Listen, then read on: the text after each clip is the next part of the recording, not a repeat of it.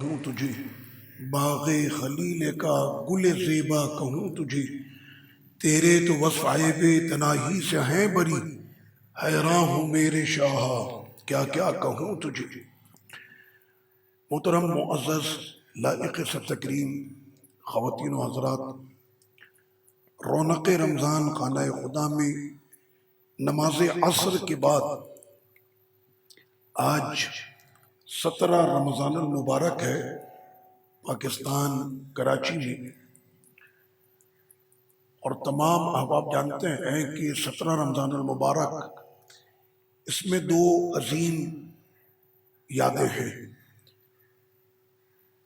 17 رمضان المبارک ایک تو اس میں حق اور باطل کا وہ عظیم معرکہ جسے قرآن مجید یوم بدر سے بھی یاد کرتا اور یوم فرقان سے بھی، کہ اس دن میں اللہ تعالیٰ نے حق اور باطل کے درمیان فرق کر دیا تھا اور فرما دیا تھا کہ حق آ گیا اور باطل مٹ گیا، کیونکہ باطل مٹنے کے لیے ہی ہوتا ہے۔ آج 17 رمضان المبارک یوم وصال ہے ہماری ماں، امت کی ماں، سیدہ طیبہ فقیہہ حافظہ قاریہ صدیقہ بنت صدیق، کہ جن کی عظمتوں پر قرآن مجید کی 17 آیتیں اتری۔ وہ صدیقہ کہ اگر خلوتوں اور جلوتوں کی باتوں کو وہ اجاگر نہ کرتی تو آدھا دین ہم سے پوشیدہ رہ جاتا۔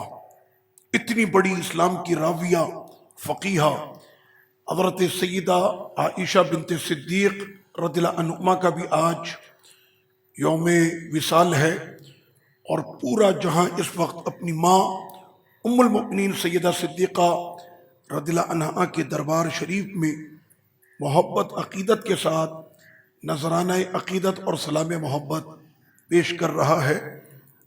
آقا کریم صلی اللہ علیہ وسلم سے وہ محبت کرنے والی کہ میرے سرکار علیہ الصلوۃ والتسلیم کی اس دار فانی سے جب رخصت ہوتے ہیں تو اس وقت حضرت صدیقہ کے ساتھ محبوب خدا تھے، اور یہ شرف صرف سیدہ صدیقہ کو ملا کہ حضور علیہ السلام دنیا چھوڑ کر جب تشریف لے جا رہے تھے تو آقا علیہ الصلوۃ والتسلیم کا سر انور جو ہے وہ حضرت صدیقہ کی گود میں تھا، اور ایسے حضور نے دنیا سے پردہ فرمایا۔ آج 17 رمضان ہے اور بدر کی وادی میں رحمتوں کی بارش ہے، ہر وقت ہے لیکن آج وہاں پر اضافہ ہے، اور شمع رسالت کے پروانے، غوث و خواجہ کے دیوانے، احمد رضا کے آشیانے اہل بدر کو سلام پیش کرنے کے لیے ہزاروں کی تعداد میں اس وقت وادی بدر میں پہنچے ہوئے ہیں۔ ہم نے بھی سوچا کہ آج کی شام رمضان کی 17 رمضان کی یہ شام بدر والوں کے نام، کہ جن کے نام سے آج بھی کفر کے ایوانوں میں لرزہ طاری ہو جاتا ہے، ایک ایسی انہوں نے تاریخ رقم کی کہ اپنی پیوند والی وردیوں کے ساتھ نہ ان کے پاس ہتھیار ہے، نہ ان کے پاس تلوار ہے، نہ نیزے ہیں، نہ بھالے ہیں، نہ افرادی قوت ہے، یہاں تک کہ نہ کھانے کو کھانا ہے، نہ پینے کو پانی ہے، نہ پہننے کے لیے وردی ہے۔ یہ دنیا کا پہلا لشکر ایسا شاید بنا ہوگا تاریخ میں، نہ ان سے پہلے نہ ان کے بعد کبھی کوئی ایسی فورس بنے گی کہ جو اتنی بڑی دنیا کی قوت سے ٹکرانے کے لیے جا رہے تھے، اور ان سے جب پوچھا کہ تمہارے پاس کیا ہے تو انہوں نے کہا کہ ہمارے پاس اللہ کا نبی ہے۔ اپنے نبی کے بھروسے، اور جب نبی نے حوصلہ دیا تو یہ سارے کے سارے اٹھ کر کھڑے ہو گئے۔ یہ تھے حقیقت میں توحید والے، یہ تھے حقیقت میں رسالت والے، یہ تھے حقیقت میں اپنے نبی پہ مر مٹنے والے۔ ڈائیلاگ دینے والے تو بہت سارے پیدا ہوئے کہ ہمارے نبی پہ ہمارا سب کچھ قربان ہے۔ بدر والوں نے کہا کہ ہم تو بغیر کسی ہتھیار اور بے سر و سامانی کے اندر بھی بس ہمارے نبی نے کہا اٹھ کھڑے ہو تو ہم اٹھ کھڑے ہوئے، اور اس کے بعد پھر ہم نے جہاں میں یہ تاریخ رقم کر دی کہ آج بھی ہمارے نام سے کفر کے ایوانوں میں لرزہ طاری ہوتا ہے کہ کہیں ایسا نہ ہو کہ ایک مرتبہ پھر بدری وہی اپنے پیوند والوں کپڑوں کے اندر اترے، تو پھر ہمیں ڈر لگتا ہے کہ کہیں 3000 اور کہیں 5000 فرشتے پھر دوبارہ اتر کے نہ آ جائیں زمین پر۔ رب کریم نے تو بہت پہلے وعدہ فرمایا تھا، اور آج ہم یہ سپارہ بھی پڑھنے والے ہیں، بلکہ کل ہم نے پڑھا وَكَانَ حَقًّا عَلَيْنَا نَصْرُ الْمُؤْمِنِينَ، 21ویں پارے میں کل رات تراویح میں ہم نے یہ سپارہ پڑھا۔ اتنا پکا وعدہ تو بیٹا اپنے باپ سے، باپ اپنے بیٹے سے بھی نہیں کر سکتا، جو رب کریم نے اپنے بندوں سے کیا۔ اے میرے بندوں، ایمان والوں، اللہ نے اپنے ذمے پر لازم کر لیا ہے کہ وہ مومنوں کی مدد کرے گا، لازم کیا کہ وہ مدد کرے گا۔ میرے مالک، وہ مدد کن کی ہوگی؟ فرمایا کہ جو میرے رسول پر ایمان لائیں گے اللہ ان کی مدد کرے گا۔ تو یہ تو کم از کم ماننا پڑے گا کہ بدر کی وادی میں جو یہ 313 اترے تھے، ان میں کوئی بھی بے ایمان نہیں تھا، یہ ایسے ایمان والے تھے کہ ان کے ایمان کی ضمانت خدا نے دی ہے۔ اس میں ابو بکر بھی ہے، اس میں عمر بھی ہے، اس میں علی بھی ہے، اس میں بلال بھی ہے، اس میں مصعب بھی ہے، اور یہ سارے نبی کے پیارے 313 جو تھے یہ بدر کی وادی میں ایمان والے کھڑے ہوئے تھے نہیں، بلکہ ڈٹے ہوئے تھے، بلکہ یہ اپنے نبی کی محبت کے وہ نظارے اپنی آنکھوں میں وہ سجا کر بدر کی وادی میں اترے تھے۔ رب کریم نے فرمایا کہ ایمان والوں، تمہاری مدد تو ہم نے کر دی ہے اور پکی کر دی اور مدد ہوگی۔ صحابہ کرام علیہم الرضوان پوچھتے ہیں کہ متی نصر اللہ، اللہ کی مدد کب آئے گی؟ الا ان نصر اللہ قریب، بے شک اللہ کی مدد قریب ہے۔ تم اللہ رسول کی اطاعت کرنے لگ جاؤ اور اپنی زبانوں پر قرآن کی آیتیں کہ جن سے تمہارے دلوں کو جلا اور تمہارے ایمان میں اضافہ ہوگا۔ یہ کام بندوں تمہارا ہے، مدد کرنا کام ہمارا ہے، اللہ رسول کی اطاعت کرنا۔ یہ بدر کا پہلا درس تھا، اللہ رسول کی اطاعت۔ سورہ انفال کے اندر پوری غزوہ بدر کا جو ہے وہ ذکر اور احوال کو بیان کر دیا گیا، اللہ رسول کی اطاعت، اور اس کے بعد پھر دیکھو تمہارے لیے اللہ کیسے منزلوں کو آسان کر دیتا۔ اے میرے مالک، بدر میں تو نے اپنے محبوب علیہ السلام کی مدد فرمائی، فرشتے بھیج دیے، اور ایسی مدد دی کہ دنیا نے اپنی آنکھوں سے اس مدد کا نظارہ دیکھ لیا۔ لیکن اس وقت میں کیوں مدد نہ فرمائی کہ جب مکے کی زمین پر تیرے محبوب علیہ السلام کی راہوں میں کانٹے بچھائے جا رہے تھے، جب طائف کی گلیوں میں ان کے قدموں پر پتھروں کی بارش کی جا رہی تھی، جب مصعب بن عمیر پر مکے کی گلیاں تنگ ہو گئی تھیں، اس وقت میں مدد کیوں نہ کی کہ جب بلال ابشی کی گردن میں خاردار تاروں کو ڈال کر بچے انہیں جانوروں کی طرح گھسیٹا کرتے تھے، اے میرے مالک اس وقت میں مدد کیوں نہ فرمائی؟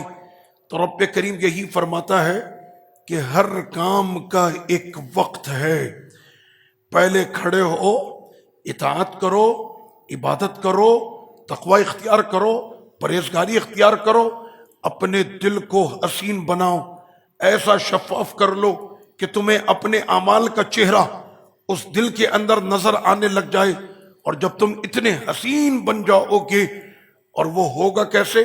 مشقتوں سے، آزمائشوں سے۔ ہم کڑے امتحان لیں گے، کبھی کوڑے بھی پڑیں گے، کبھی تمہیں چٹانوں پر لٹا دیا جائے گا، اور کبھی تمہاری پیٹ کی کھال ادھیڑ دی جائے گی، اور اندر کی چربی بلال جب تمہاری پگھلے گی، اللہ اس وقت تمہارا امتحان لے گا کہ اس وقت میں بلال کیا کہتا ہے؟ تو بلال کہتا ہے احد احد، میرا خدا ایک ہے، میرا مصطفیٰ ایک ہے۔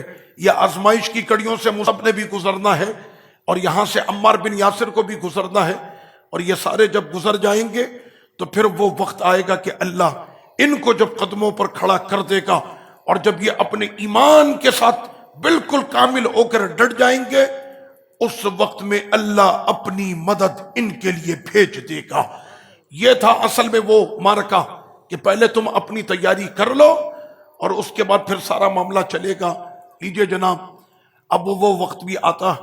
غزوہ بدر کے پیچھے جو اسباب تھے کہ یہ غزوہ ہوا کیوں تھا، اس کی سب سے بڑی وجہ یہ کہ حضرت سیدنا ابو سفیان رضی اللہ عنہ یہ ایمان نہ لائے تھے۔ یہ مکے کے بہت بڑے تاجر تھے، اور انہوں نے پورے مکے والوں کا جو ہے وہ سامان جمع کیا، اور تمام نے اپنے تجارت کے اندر پیسے لگائے، اور ابو سفیان وہ سارا مال لے کر پہنچے ملک شام، اور ملک شام میں ان کو بڑا نفع ہوا، اور مکے کا کوئی بھی ایسا گھر نہیں تھا کہ جس کا اس تجارت کے اندر مال نہ لگا ہو۔ اب نفع کے ساتھ یہ واپس پلٹ رہے تھے ملک شام سے، لیکن انہیں خبر ملتی ہے کہ اب شام سے مکے واپس جانا آسان نہیں ہے، کیونکہ بیچ میں رسول اللہ کے دربار کے ببر شیروں نے اپنی ریاست بنا لی ہے، جس کا نام مدینۃ المنورہ ہے، اور وہ راستے میں آئے گا اور تمہیں وہاں سے گزرنا پڑے گا۔ اور وہ بیٹھے ہوئے ہیں انتظار میں، بلال حبشی موقع کی تلاش میں ہے، امیہ کی گردن کب میرے ہاتھ لگے گی، عمار بن یاسر اپنے موقع میں ہیں، اور یہ سارے اب منتظر ہیں، اور ان کو اب حکم آ چکا ہے۔ ابھی تک انہوں نے کوئی جواب نہ دیا تھا، ان کو تھپڑے ماری گئیں، انہوں نے جواب نہ دیا، ان کو پتھر مارے گئے، انہوں نے پلٹ کے جواب نہ دیا، ان کو جو ہے وہ تلواریں ماری گئیں اور انہوں نے پلٹ کے جواب نہ دیا۔ کیوں جواب نہیں دیتے؟ کہنے ہم تو کوئی بھی کام کرتے ہیں بغیر اپنے خدا کی مرضی کے نہیں کرتے، ابھی تک ہمارے خدا نے ہم کو پلٹ کے جواب دینے کا فرمایا ہی نہیں، ہم کیا کریں؟ ہمارا رب جب فرمائے گا پھر ان کو ایسا جواب دیں گے کہ پھر دنیا بھی ان کو یاد کرے گی کہ ہم نے جواب کیسا دیا تھا۔ ابھی ہمارے رب کا حکم نہیں ہوا، لیکن ابو سفیان جب واپس پلٹ رہے تھے اس ٹائم پر حکم آ چکا تھا کہ وَاقْتُلُوهُمْ حَيْثُ ثَقِفْتُمُوهُمْ وَأَخْرِجُوهُمْ مِنْ حَيْثُ أَخْرَجُوكُمْ۔ اب اینٹ کا جواب جو ہے وہ پتھر سے دیا جائے گا، یہ جیسے تم سے لڑنے کے لیے آتے ہیں محبوب، غلاموں کو اپنے کہہ دیں اب تلواریں اٹھانے کا وقت آ گیا، اب میدان لڑنے کا وقت آ گیا، اب تلواروں کی جھنکاریں ہوں گی اور گھن گرج پوری دنیا سنے گی کہ رسول اللہ کے وفادار میدان میں اتر چکے ہیں۔ اب دیکھو تم کو ہم بتاتے ہیں، ہم اپنی زنگ آلود تلواروں سے دنیا فتح کر کے دکھا دیں گے، ہم اپنی ٹوٹی ہوئی تلواروں سے کہ جن کی نوکیں ہیں تو دستہ نہیں، دستہ ہے تو نوک نہیں، ہم اپنی ان تلواروں سے بھی اسلام کے پرچم کو بلند کر کے دکھائیں گے۔ ابو سفیان نے خبر بھجوائی، ایک شخص ہے جس کا نام زمزم غفاری آتا ہے، اس کو ڈھیروں جو ہے وہ اشرفیاں دی کہ فوری طور پر مکے میں اطلاع بھیجو کہ ابو سفیان شام سے واپس آتے ہوئے وہ راستے میں پھنس گیا ہے، اور ڈر ہے کہ کہیں سارے قافلے کو لوٹ نہ لیا جائے، یعنی میرے پاس کروڑوں، اس زمانے کے کروڑوں روپے کی جو ہے وہ تجارت تھی، اور یہ میرے پاس مال ہے، کہیں ایسا نہ ہو کہ یہ مال مجھ سے کوئی چھین کر نہ لے جائے، لہٰذا مکے والوں فوری طور پر دوڑو ابو سفیان کی مدد کے لیے، اس کی جان بھی بچاؤ، وہ تمہارا سب سے عظیم سردار ہے اور اس کے پاس ہی سب سے زیادہ مال ہے، اس کا بچنا ضروری، مال کا بچنا ضروری، مکے کے ہر گھر کا اس میں پیسہ لگا ہوا ہے۔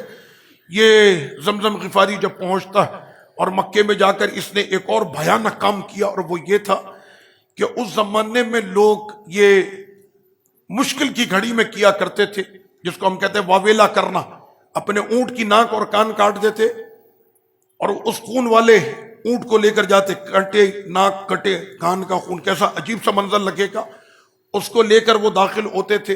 اس کا مطلب یہ ہے کہ کوئی بہت بڑی مصیبت آن پہنچی ہے یا آنے والی ہے، تو اس کے لیے وہ تیاری کرتے۔ اس نے کہا نکلو مکے والوں، کسی بھی طرح سے پہنچو، اور پہنچ کر جو ہے وہ ابو سفیان کی مدد کے لیے پہنچو۔ ابو جہل کو جیسی خبر ملتی اس نے فوری طور پر سرداروں کا جو ہے وہ جرگہ کرتا اور مشورہ یہ کہ فوری طور پر نکلا جائے۔ سرداران مکہ سارے اس کے ارد گرد جمع ہو کر اب جو ہے یہ قافلہ ابو جہل کی رہبری کے اندر یہ قافلہ آگے بڑھتا ہے۔ یہ ابھی راستے میں ہی ہوتے ہیں کہ ان کو اطلاع ملتی ہے کہ ابو سفیان صحیح سلامت جو ہے وہ نکل چکے ہیں اور ان کی سواری اب مدینہ شریف سے آگے نکل گئی ہے۔ خطرے کی جو گھڑی تھی وہ ٹل گئی، وہ گھنٹی اب نہیں ہے، وہ وقت گزر گیا، لہٰذا اب گھبرانے کی ضرورت نہیں۔ یہ اطلاع ابو جہل کو پہنچتی ہے، بقیہ تمام سردار ابو جہل کو مشورہ دیتے ہیں کہ جس کے لیے ہم جا رہے تھے وہ ابو سفیان خیریت سے نکل گیا ہے، تو اب ہمیں بھی جو ہے یہیں سے واپس پلٹ جانا چاہیے۔ ابو جہل اپنے گھمنڈ اور غرور میں وہ یہ کہتا ہے کہ اب جب یہاں تک ہم پہنچ گئے ہیں، تھوڑا سے قدم اور آگے بڑھا لو۔ انہوں نے جو ریاست بنائی ہے مکے سے بھاگ کر یثرب میں جا کر، انہوں نے اپنی یہ ریاست جو بنا لی ہے مدینہ منورہ، جب یہاں تک ہم پہنچ ہی گئے ہیں تو آج ان کی اس ریاست کو ان کے سر پہ ڈھا دیتے اور ان کو ملیا میٹ کر دیتے اور خاک میں ملا دیتے۔ سرداروں نے کہا کہ ابو جہل تو اپنے غرور میں کچھ زیادہ ہی آگے بڑھ چکا ہے، اور وہ پھر آپس میں باتیں کر رہے تھے اس وقت کہ جب ابو جہل نے ان کی ماننے سے انکار کر دی کہ تم ڈرپوک ہو، خوف آتا ہے تمہیں، واپس پلٹ جاؤ، میں آگے بڑھوں گا اور اب میں یہاں سے واپس نہیں، اس ریاست کو میں ڈھا کے جاؤں گا۔ لیکن سرداروں کی آپس میں یہ آواز آ رہی تھی، نبی کے جلوے وہ دیکھ چکے تھے، سرکار کے معجزے انہوں نے دیکھ لیے تھے، اندر سے دل ان کا بھی یہی کہتا تھا مانو نہ مانو یہ چہرہ کسی جھوٹے کا ہو نہیں سکتا، یہ رسول اللہ کا چہرہ ہے اور یہ اللہ کے محبوب ہیں، اور جو بھی ان سے ٹکرانے کے لیے جائے گا وہ دنیا میں عبرت کا نشان بنے گا۔ وہ آپس میں باتیں کرتے ہوئے یہ کہہ رہے تھے کہ ہمیں ابو جہل کی نہیں ماننی چاہیے، اور یہ جس غرور کے اندر جا رہا ہے یہ جا نہیں رہا بلکہ اس کی موت اسے گھسیٹ کر لے کر جا رہی تھی۔ اب وہ چونکہ بڑا تھا اور لوگ اس کی بات مانتے تھے، مرتا کیا نہ کرتا، سردار نے جب کہا تو سب کو جانا پڑا، اور اس طرح سے یہ ان کا جو قافلہ تھا یہ پہنچتا ہے بدر کی وادی میں، اور ادھر رسول اللہ کے وفادار کوئی سو نہیں رہے تھے، وہ تو اس دن کے انتظار میں تڑپ رہے تھے، مچل رہے تھے کہ کب وہ وقت آئے گا اور مکے کے ان سرداروں کے ساتھ ہمارا ٹاکرا ہوگا۔ آقا علیہ الصلوۃ والتسلیم نے اپنے غلاموں کو جمع کیا، بدر کی وادی میں یہ لوگ پہنچ چکے۔ اگر ہم اپنے گھروں کے اندر رہے یا ہمارے شہر کو، ریاست کو، ہماری گلیوں محلوں کو یہ نقصان پہنچائیں گے، اس دفعہ مقابلہ میدان میں چل کر ہوگا، نکلیں گے میدان میں، مقابلہ کریں گے میدان میں۔ اور یہ حق اور باطل کا پہلا معرکہ تھا۔ حضرت عمر رضی اللہ عنہ، آپ کو پتا ہے وہ عمر کہ جس سے ابلیس بھی گھبرائے، تو ابو جہل ان کے سامنے کیا ہے، ان کا بار بار جو ہے ایسے تلوار پکڑتے تھے، تو سرکار فرماتے تھے عمر ابھی نہیں وقت آیا، ابھی ٹھہر جاؤ، وقت نہیں آیا۔ آج وقت آ چکا تھا، آج سب کے ارمان پورے ہونے والے تھے۔ عمر بن خطاب نے بھی آج اپنی طاقت کے جوہر دکھانے تھے، اور وہاں پر جو ہے ایک ایسا شیر ببر بھی تھا کہ جس کی کچھار میں آنے کی ہر ایک تمنا رکھتے ہیں، وہ حیدری کچھار ہے کہ جس میں آنے کی تمنا ہر کوئی رکھتا ہے کہ حیدر وہ لپکنے والا اور لپک کر پلٹ کر حملہ کرنے والا وہ شیر۔ مولا علی رضی اللہ عنہ بھی آج انتظار میں تھے کب وہ موقع ملے گا، اور جس وقت میں یہ سارے آقا علیہ الصلوۃ والتسلیم کے گرد جمع ہوئے، سرور کونین صلی اللہ علیہ وسلم نے ارشاد فرمایا ابو بکر کیا خیال ہے، عمر کیا خیال ہے؟ ایسا نہیں کہ میرے سرکار کو نہیں پتا کہ اس معاملے کا ہونا کیا ہے، جنگ کے نتائج کیا ہوں گے، ہماری کیا طاقت ہے۔ مشورہ کرنے کی وجہ یہ تھی کہ اے جہاں والو جان لو، سب سے پہلے مشورہ اللہ کا محبوب ابو بکر سے کرتا، تاکہ تمہیں پتا چلے کہ ابو بکر صدیق کی شان کیا، عمر بن خطاب کا مرتبہ اور مقام کیا، اور حضرت سیدنا مولا علی ان سے جو ہے وہ مشورے کیے گئے۔ وہ کہنے لگے یا رسول اللہ صلی اللہ علیہ وسلم، ہم ویسے تو نہیں کہ جیسے موسیٰ علیہ السلام کی قوم نے کہا تھا کہ اذهب انت وربك فقاتلا انا هؤلاء قاعدون، اے موسیٰ جاؤ تم اور تمہارا رب، تم اور تمہارا خدا جا کر لڑے، ہم نہیں آتے، ہم یہیں پر بیٹھے ہوئے ہیں۔ آپ نے حکم کیا، ہم نے مکہ چھوڑا، آپ نے حکم کیا، گھر بار وطن چمن کاروبار تجارت سب کچھ ہم نے آپ کے کہنے پر چھوڑ دی۔ اب جسم میں یہ روح ایک مہمان ہے، بس آپ کا حکم ہوگا تو یہ جسم بھی، ہم اپنی روح بھی قربان کر دیں گے۔ سرکار آپ صرف حکم کرے، ہم جو آپ کے غلام ہیں، اشاروں پر چلنے والے لوگ ہیں، آپ کا جو حکم ہوگا ہم حاضر ہیں۔ انصاریوں کے جو سردار تھے ان سے آقا علیہ الصلوۃ والتسلیم نے پوچھا کہ آپ انصاری، آپ کی تعداد زیادہ ہے اور بڑے احسان ہیں انصاریوں کے، یہ مہاجرین جب پہنچے تھے مدینے ان کی مدد انصاریوں نے کی، ایسی مدد کی کہ آج تک ان کا نام ہی انصار پڑ گیا، مدد کرنے والے۔ تو وہ مدد کرنے والوں سے پوچھا اہل مدینہ سے آپ لوگ کا کیا خیال ہے؟ تو انہوں نے کہا کہ سرکار ہم بھی اپنا سب کچھ آپ پہ قربان کر چکے ہیں، بس اب ہمیں اتنی مہلت اور دے دیں کہ میدان میں اتر کر ہم اپنے اس طاقت اور تلوار کے جو جوہر ہیں، کافی دنوں سے ہماری تلواروں کو زنگ لگ چکا، اب وقت آ گیا، کفار کے خون سے ہماری تلواریں اب رنگین ہوں گی، اب ہم ان کو دکھائیں گے، بس ہمیں یہ موقع ملے کہ نبی کا حکم ہو تو کود جائے دریا میں، جہاں کو غرق کر دے نعرہ اللہ اکبر میں، بس صرف اتنا ہمیں موقع چاہیے۔ آقا علیہ السلام نے فرمایا حوصلے جب تمہارے بلند ہیں چلو اب سب بندی کرو تیاری۔ صفوں کو باندھا جاتا ہے، تیاری کی جاتی ہے، اور اس کے بعد پھر یہ قافلہ جو ہے آقا علیہ الصلوۃ والتسلیم کی سرپرستی میں جب یہ آگے بڑھتا، وہ یہودیوں نے دیکھا، خیبر کے محلے سے جب گزرے وہاں یہودی تھے، کہنے لگے تمہارے پاس کتنی تلواریں، کتنے نیزے، کتنے بالے؟ کہنے 7 تلواریں 8 گھوڑے، اس سے زیادہ کچھ بھی نہیں، نوک ہے دستہ نہیں، دستہ تو نوک نہیں، اتنی شاندار تلوار لے کے ہم جا رہے ہیں، اتنے بڑے لشکر سے ٹکراؤ گے کیسے؟ 950 ان کی تعداد، روزانہ 15 اونٹ کھاتے ہیں وہ ذبح کر کے، ان کے ساتھ ناچنے والی عورتیں اور گانے والے مرد وہ بھی وہ اپنے ساتھ لے کر آئے ہیں۔ ابو جہل نے کہا تھا کہ اتنی چھوٹی سی یہ طاقت ہے، ان کو مسل کر ان کی لاشوں پر ہم وہاں فنکشن کریں گے اور رقص اور سرور کی محفلیں وہاں پر سجائیں گے، ان کی لاشوں کے اوپر جو ہے وہ گانے اور باجے اور طرب اور رقص کی جو ہے محفلیں سجائی جائیں گی۔ اس کو نہیں پتا تھا اس کی موت اسے گھسیٹ کر لے کر جا رہی تھی، تو وہاں پر تم لڑنے کے لیے جا رہے ہو۔ یہودی کہتے ہیں تمہارے پاس کیا ہے؟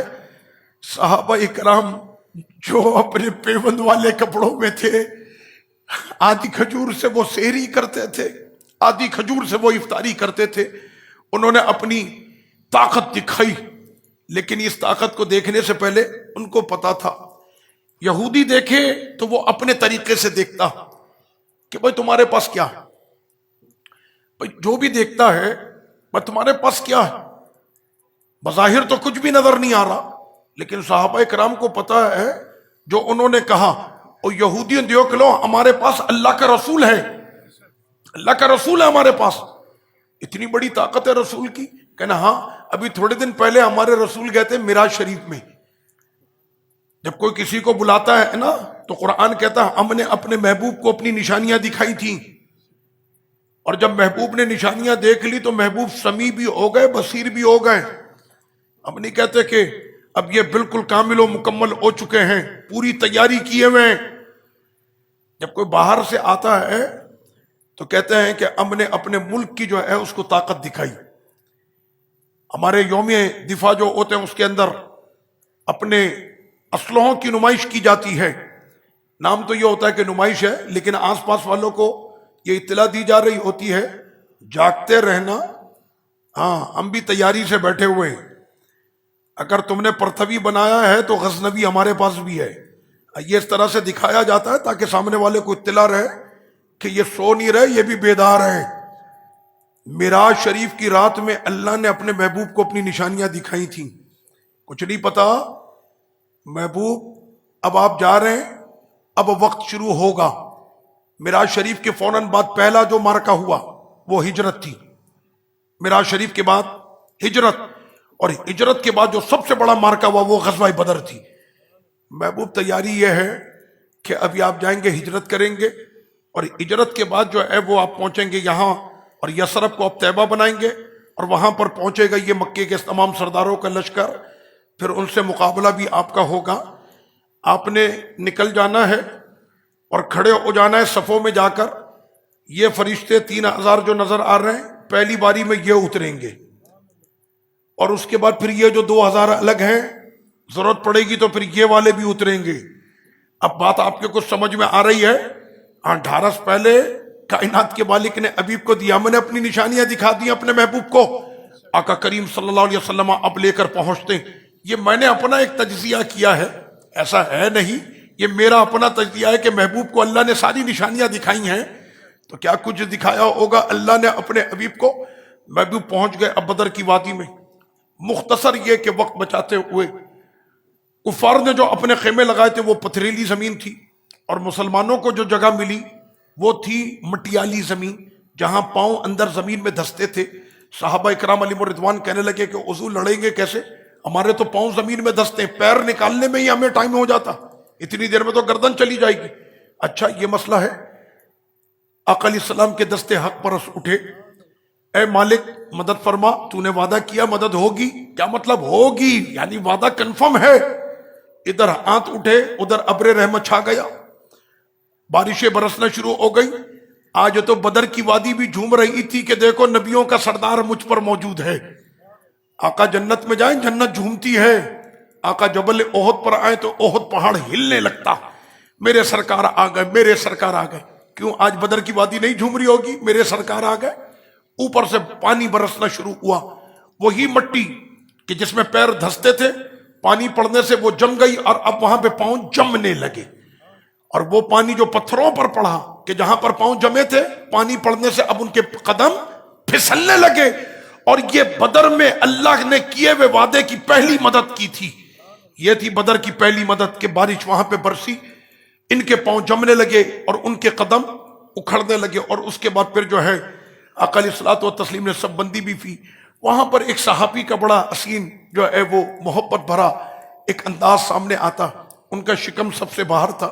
آقا علیہ السلام نے ان کے شکم پر چھڑی سے مارتے ہوئے کہا کہ اپنے پیچھے ہٹو، اور یہ کہہ کر حضور آگے بڑھے. سب بندی تو ہم مسلمانوں سے بہترین کو کر ہی نہیں سکتا. یونٹی اور ڈسپلین یہ اسلام سے زیادہ کہیں نہیں ہے. ہم جب نماز پڑھتے ہیں تو ہمارے ڈسپلین کا عالم یہ ہوتا ہے کہ ہماری نظریں بھی نہیں بھٹکتی بلکہ ہمارا دل بھی نہیں بھٹکتا. ہمارے اتنا زیادہ اسلام کا ڈسپلین ہے، یہ کہیں پر بھی نہیں ہے. اب وہ ڈسپلین کے لیے سرکار نے فرمایا سب بندی کرو صحیح سے، بالکل آپ کا شکم اس کو پیچھے کرو، آپ پیچھے ہو. یہ کہہ کے سرکار آگے بڑے. پیچھے سے انہوں نے کہا یا رسول اللہ صلی اللہ علیہ وسلم، مجھے تکلیف پہنچی ہے، میرے پیٹ پہ لگ گئی، مجھے قصاص میں جو ہے وہ قصاص چاہیے. وہ تلواریں بدر سے پہلے ہی تلواریں یہاں پہ خیمے میں نکل گئیں. تم نے سرکار سے کس زبان کے تحت یہ زبان، یہ انداز اللہ کے رسول کے لیے جرت کیسے ہوئی؟ سرکار اس کی گردن کاٹتے. ٹھہر جاؤ ٹھہر جاؤ. آقا کو پتا ہے محبت میں ایسے بھی تو ہوتے ہیں نا. کیا چاہیے؟ کہنا قصاص. کہنا اچھا آجا قصاص لے لے. تو وہ کہنے لگے یہ نہیں، جب آپ نے میرے شکم پہ مارا تھا نا تو وہاں کپڑا نہیں تھا. ہاں تو آقا علیہ السلام نے اب اپنے زرہ کے بٹن کھول دیے اور سرکار کا وہ نورانی شکم مبارک جو ہے جیسی وہ چمکتا، وہ دیوانہ وار جا کر حضور کے شکم سے لپٹ گئے اور اسے چومنے لگ گئے. آقا نے فرمایا یہ کیا دیوانگی ہے؟ کہنے لگے حضور آگے کا پتہ نہیں، یہ جان سلامت رہے نہ رہے، میری تمنا یہ تھی کہ میں دنیا سے جب جاؤں تو جانے سے پہلے ایک مرتبہ دل بھر کے اپنے نبی سے گلے مل لوں. آج میری یہ تمنا پوری ہو گئی، میں اپنے نبی سے مل لیا. اور یعنی یہ محبت والوں کے نرالے انداز ہوتے ہیں نا. اسی لیے ہم کہتے ہیں محبت والوں کو نہ چھیڑا کرو. وہ اگر میلاد میں جھوم کر کہتے ہیں مرحبا یا مصطفیٰ، یہ ان کی محبت انہیں جھما رہی ہوتی ہے. لیکن شریعت کے دامن اور شریعت کا جو پاس ہے وہ کبھی بھی محبت والے اسے پار جانے نہیں دیتے. وہ جتنے بھی محبت میں آگے چلے جائیں لیکن دامن شریعت تب بھی ان کے ہاتھوں میں سلامت رہتا ہے. آقا علیہ الصلوۃ والتسلیم اب اپنے غلاموں کے ساتھ جب بدر کی وادی میں آتے ہیں، اللہ اکبر. یہاں پر میں تو صرف آپ کو ہیڈ لائنیں سنا رہا. حضور کے وفادار آ کر بدر میں کھڑے ہو گئے. ابو جہل کو حیرت ہوئی، ہیں یہ کیسے اپنے گھروں سے نکل کر میدان میں آ کر کھڑے ہو گئے؟ اتنی جرت، اتنی طاقت ان کے پاس ہے؟ یہ ہم سے لڑ سکتے ہیں؟ معلوم تو کرو ان کے پاس طاقت کون سی ہے.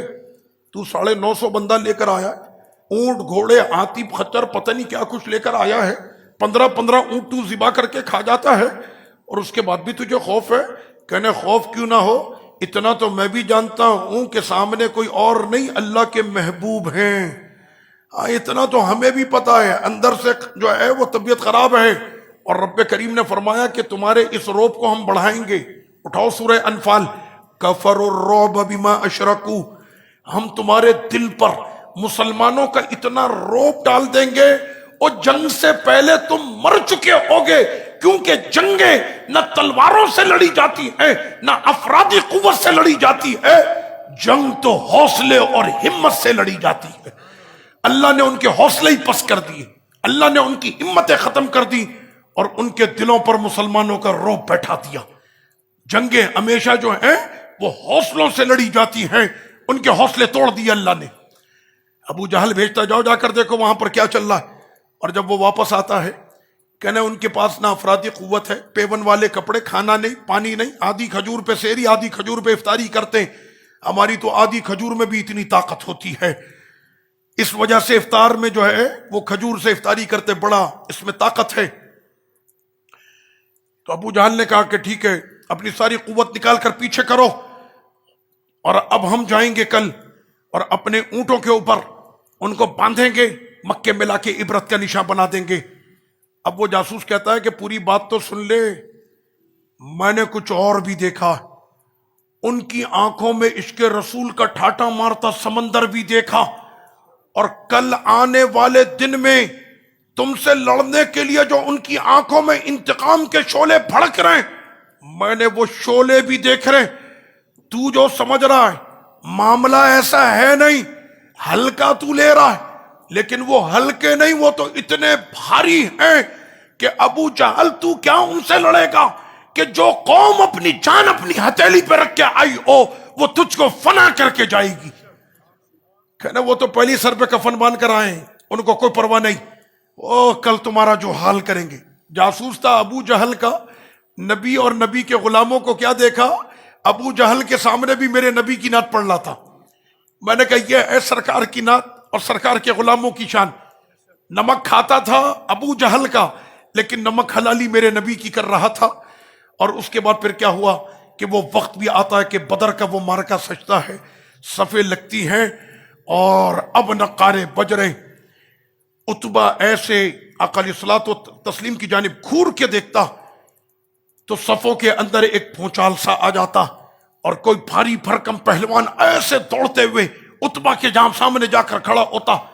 ادھر کیا دیکھتا ہے، اے میرے نبی کی طرف دیکھنا ہے تو ان آنکھوں میں دیکھ، سمتنی امی حیدرہ، میری ماں نے آج ہی کے دن میرا نام حیدر رکھا تھا۔ مولا علی سامنے کھڑے تھے، کہنا ادھر کیا دیکھتا ہے، ادھر دیکھ، میری ماں نے میرا نام حیدر رکھا ہے۔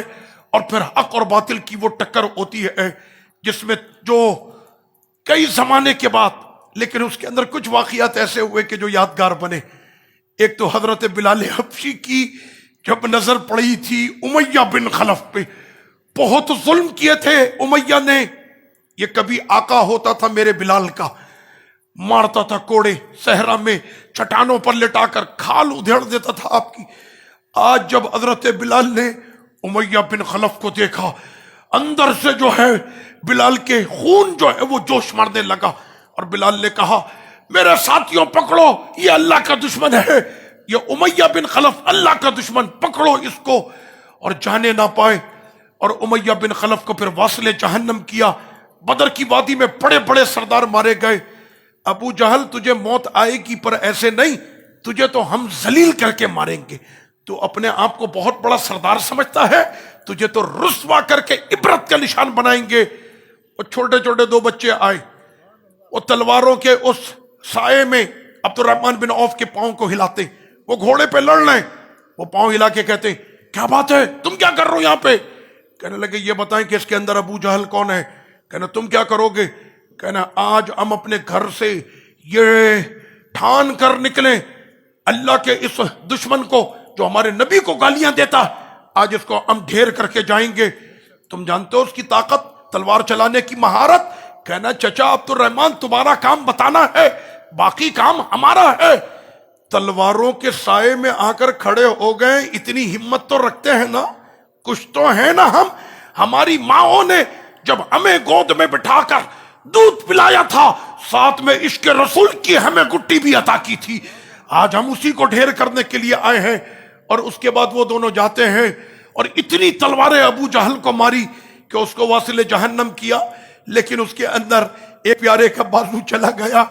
دونوں اب گئے سرکار کے پاس جنگ کے بعد، کہنے لگے حضور یا رسول اللہ صلی اللہ علیہ وسلم میں نے آپ کے دشمن کو مارا. دوسرا کہے حضور میں نے آپ کے دشمن کو مارا. سرکار علیہ السلام نے فرمایا دونوں تلواریں لے کر آؤ. وہ دونوں اپنی ننھی ننھی تلواریں لے کر پہنچے، دونوں پہ خون لگا تھا. سرکار نے ان کو ایسے اپنے قریب کیا اور فرمایا تم دونوں نے مل کر اللہ رسول کے دشمن کو مارا ہے. آج یہ اعزاز لے رہے تھے اللہ کے رسول سے. حضرت عکاشہ وہ لڑتے لڑتے ان کی تلوار جو ٹوٹتی ہے وہیں سے انہوں نے آواز دی سرکار مدد، میری مدد کیجئے، میری تلوار ٹوٹ گئی. آقا علیہ السلام کے دست مبارک میں وہ ٹہنی ہے لکڑی کی، وہی ٹہنی اچھالی. فرماتے ہیں ہاتھ میں آئی تو لکڑی کی ٹہنی تھی، لیکن جب کافر کی گردن پہ لگی ہے تو وہ تلوار بن چکی تھی. اور عکاشہ پھر ساری زندگی اسی تلوار سے لڑتا رہا اور وہ ہمیشہ تلوار کا کام کرتی رہی. بدر کا مارکا مسلمانوں نے سر کیا، فتح کیا، سارے کافروں کو ایک گڑھا کھود کے اس کے اندر ڈالا. اور آج آقا علیہ السلام ایسے مڈیر کے اوپر اپنے قدم کو رکھ کے اور اپنے ہاتھ کو ایسے اپنی ران پہ رکھ کے، جیسے ایک ہوتا ہے انداز حق بات کرنے کا، ایسے بات کرتے ہوئے حضور علیہ السلام نے فرمایا ہل جاء وعدکم اللہ حقا، کیا اللہ نے جو تم سے عذاب کا وعدہ کیا تھا پہنچا؟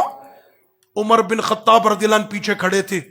یہ بخاری شریف کی صحیح متصل مرفوع سند کے ساتھ یہ حدیث ہے. پیچھے کھڑے تھے، وہ کہنے لگے سیدی یا رسول اللہ صلی اللہ علیہ وسلم کیا یہ سنتے ہیں؟ حضرت عمر کہتے ہیں کہ میں نے اتنا صرف پوچھا ہے، اتنے جلال سے کبھی بھی حضور نے مجھے نہیں دیکھا جو اس دن دیکھا. اور ایسے دیکھتے ہوئے فرمایا عمر اس وقت یہ تجھ سے بھی زیادہ سن رہے، تجھ سے زیادہ سن رہے. اور پھر آقا علیہ السلام نے بھیجا اپنے دو پیاروں کو کہ جو مدینہ شریف میں ان تمام جو آئے ہوئے ہیں یہ سرفروش مجاہدین، ان کے گھر والوں کو اطلاع دے دو کہ سب خیر و عافیت سے ہیں اور مسلمانوں نے بدر کا مارکا جیت لیا. یہ دو شخص نکلے اور اب یہ جا رہے تھے مدینہ شریف کی جانب. وہ دوبارہ ملے، کون؟ یہودی. منع کیا تھا نہ جانا، دو ہی بچے مارے گئے نا سارے، منع کیا تھا مت جانا. انہوں نے کہا ایسا نہیں ہے، ہم بدر کا میدان جیت چکے ہیں اور اسلام کا پرچم بدر کی وادی میں بلند ہو چکا ہے. وہ کہنے لگے ہم مان ہی نہیں سکتے، یہ ہو ہی نہیں سکتا، یہ ناممکن ہے، ہو ہی نہیں سکتا. انہوں نے کہا ناممکن ہی کو ممکن تو بناتے ہیں رسول اللہ کے وفادار، یہ ہمارا کام ہے، یہی ہماری عادت ہے، ہم ناممکن کو ممکن بناتے ہیں. وہاں سے ان کا کوئی یہودی گزر رہا تھا، اس نے بدر دیکھا تھا، وہ آیا دوڑتا ہوا اور اس نے کہا کہ او میرے یہودی بھائیوں سنو، میں ابھی بدر کی وادی سے ہوتے ہوئے آ رہا ہوں، یہ دونوں جو کہہ رہے ہیں بالکل حق ہے، میں نے اپنی آنکھوں سے وہ نظارہ دیکھا، اور تم بھی چاہو تو بدر کی وادی میں جا کر دیکھ لو، پورا بدر تکبیر کی صداؤں سے گونج رہا ہے، مسلمانوں نے مارکا فتح کر لیا ہے. یہ تھا وہ حق اور باطل کا وہ عظیم مارکا تھا کہ جس میں مسلمانوں کو عظیم قربانیاں اور عظیم جو ہے فتح وہ اس میں نصیب ہوئی. ایک نام ہے واقد، یاد کر لیں، یہ صحابی ہیں. سب سے پہلا مشرک جو مارا تھا بدر میں وہ حضرت واقد نے مارا تھا. اور پتہ یہ کون ہے؟ یہ رشتے میں حضرت عمر بن خطاب رضی اللہ عنہ کے بھتیجے ہیں سیدی فاروق اعظم رضی اللہ عنہ کے. اور اس کے بعد دور عمر بن خطاب رضی اللہ عنہ میں ان کا وصال ہوتا ہے. آپ جانتے ہیں آج ہم اپنے بچوں کے نام رکھتے ہیں ایڈوانس نام، اور ایسا نام ہو یورپی لگے، ایسا ہو کوئی رومانی لگے، کوئی فلاں لگے. حضرت عمر رضی اللہ عنہ نے یہ واقد، ان کا تعلق قبیلہ بنو تمیم سے تھا. بنو تمیم والے ساری زندگی ناز کرتے تھے کہ بدر کا پہلا مشرک جو مارا تھا ہمارے قبیلے کے واقد نے مارا تھا. اس پہ ناز کرتے تھے کہ بدر کا پہلا مشرک ہمارے بندے نے مارا. اور جب واقد کا انتقال ہوتا ہے تو حضرت سیدی فاروق اعظم رضی اللہ عنہ نے اپنے ایک شہزادے کا نام واقد رکھا. وہ تھے واقد تمیمی اور یہ بنے واقد عمر بن خطاب. تو ان مجاہدوں کے نام پر رکھو نا اپنے بچوں کے نام. ایسے نام رکھو کہ گھر میں لو تو انشاءاللہ گھر میں روشنی ہو جائے۔ ان بزرگوں کے نام میں اتنی طاقت ہے، مردہ دل زندہ ہو جاتے۔ ان بزرگوں کے نام میں اتنی طاقت ہے کہ کہیں پر لے لو تو ابلیس اور شیطان وہ جگہ چھوڑ کے بھاگ جاتا ہے۔ میں نے یہ تجربہ کیا ہے ایسے ایسے شیطانوں کے سامنے کہ جہاں پر فاروق اعظم کا نام لو نہ بھاگے تو پھر کہنا، صدیق اکبر کا نام لو نہ بھاگے تو کہنا، یہ یقین کر لو تمہارے ان بزرگوں کی شخصیات میں اتنی پاور ہے کہ سامنے جو ہے وہ اس کی کوئی اوقات نہیں ہوتی۔ اللہ پاک نے فرمایا اللہ رسول کی اطاعت کرو مضبوطی کے ساتھ، وہ وقت دور نہیں ہے آج امت مسلمہ دنیا کے اندر جو ہے وہ رسوائی کا سامنا کر رہی ہے۔ وجہ اس کی یہ بنی کہ جب ہم نے اللہ رسول کی اطاعت کو چھوڑ کر امریکہ برطانیہ کی اطاعت کرنا شروع کر دی، ذلت اور رسوائی ہمارا مقدر بن گئی۔ اور آج ایک مرتبہ پھر اگر امت کھڑی ہو جائے اللہ رسول کی اطاعت کے ساتھ تو پھر وہ وقت دور نہیں ہے کہ آسمان سے آج بھی فرشتے اتر جائیں گے جیسے کبھی بدر میں اترے تھے۔ اللہ پاک امت مسلمہ کو عقل سلیم اور ہمت مرداں عطا فرمائے۔ وما علیہ الا البلاغ۔